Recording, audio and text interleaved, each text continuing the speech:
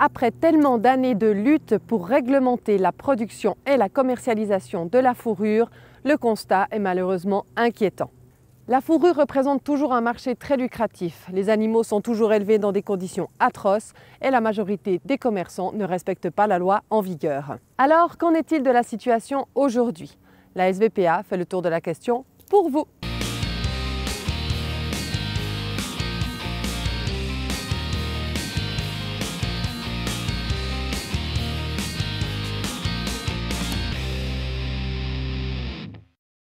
Depuis des décennies, la SVPA lutte contre la production et la commercialisation de la fourrure. Si les manteaux de fourrure ont été largement décriés et ne sont aujourd'hui plus trop à la mode, le commerce de fourrure n'a de loin pas diminué. Les animaux tels que les visons, les renards, les lapins, les chiens vivérins ou encore les ratons laveurs sont toujours élevés dans des conditions atroces. Ainsi, 85% de la fourrure commercialisée provient de fermes spécialisées dans le commerce de fourrure. C'est en Chine que se trouve le plus grand nombre d'élevages. Avec une main-d'œuvre bon marché et l'absence de loi dans le domaine de la protection des animaux, elle est aujourd'hui le premier producteur de fourrure au monde. En Europe, il existe environ 6000 fermes d'élevage, produisant à elles seules plus de 34 millions de peaux de renard et de visons. La majorité de ces fermes se trouvent dans les pays du Nord, en Finlande, Norvège, mais aussi au Danemark et aux Pays-Bas. Le Danemark est même le premier pays producteur de peaux de vison au monde. Les animaux y sont toujours détenus dans des cages en treillis. Le taux de mortalité des petits dépasse les 50%. La majorité des animaux montrent des comportements pathologiques et leur mise à mort n'est de loin pas dépourvue de souffrance. Afin de continuer leur production et commercialisation, les industriels de la fourrure ont également misé sur des campagnes de communication et de publicité ciblées, en particulier sur les jeunes. La fourrure est devenue un accessoire chic associé à d'autres matériaux nobles tels que la soie, le cuir ou le velours et s'est coloré au gré des modes et des saisons.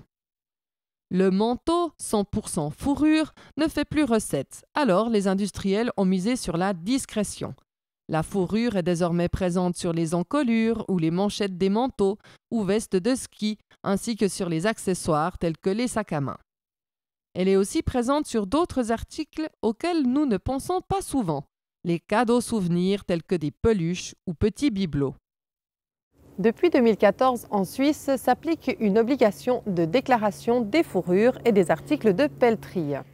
Cette obligation, unique en Europe, implique qu'un article confectionné avec de la fourrure doit porter une étiquette faisant mention du type, du mode d'obtention et de la provenance de la fourrure utilisée. Ces étiquettes doivent donc préciser de quel animal il s'agit, s'il a été chassé avec des pièges ou s'il a été élevé en cage ou au sol dans des fermes spécialisées. Cette obligation est aussi valable pour les commerçants qui vendent des fourrures sur Internet. Plusieurs contrôles ont été effectués et le constat est alarmant. Seuls 14% des informations sur les étiquettes sont complètes. Lorsqu'ils sont interpellés, les commerçants n'arrivent pas à renseigner correctement le consommateur. Les contrôles effectués par la protection suisse des animaux en 2014 montrent par exemple qu'à Lausanne, seulement 3 des 18 sondages effectués dans 14 commerces ont montré des déclarations complètes. Le personnel de vente a été interrogé dans 9 des 14 magasins visités. Concernant les espèces animales, un tiers du personnel a bien répondu. Par contre, en ce qui concerne le mode d'obtention de la fourrure, les réponses n'ont jamais été satisfaisantes.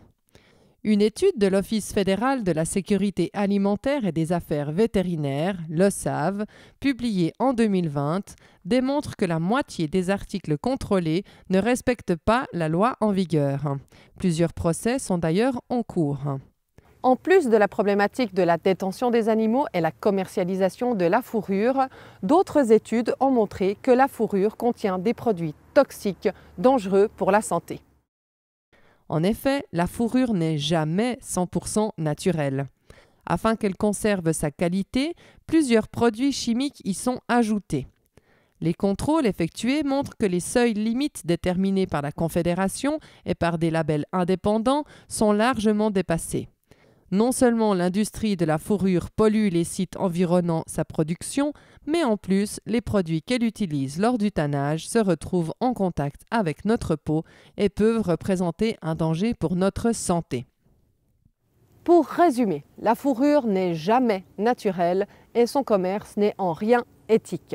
Si toutefois vous décidez d'acheter des produits contenant de la fourrure, contrôlez systématiquement l'étiquette afin de vous déterminer en toute conscience sur votre achat. La SVPA recommande toutefois à tous les protecteurs et protectrices des animaux de tout simplement renoncer à l'achat de produits contenant de la fourrure. Voilà, c'est tout pour aujourd'hui. Merci de nous avoir suivis et n'hésitez pas à vous abonner à notre chaîne ou à laisser un commentaire. Si vous avez besoin de plus d'informations, consultez notre site internet www.svpa.ch et si vous souhaitez nous soutenir, devenez membre de la SVPA. À bientôt pour un nouveau rendez-vous.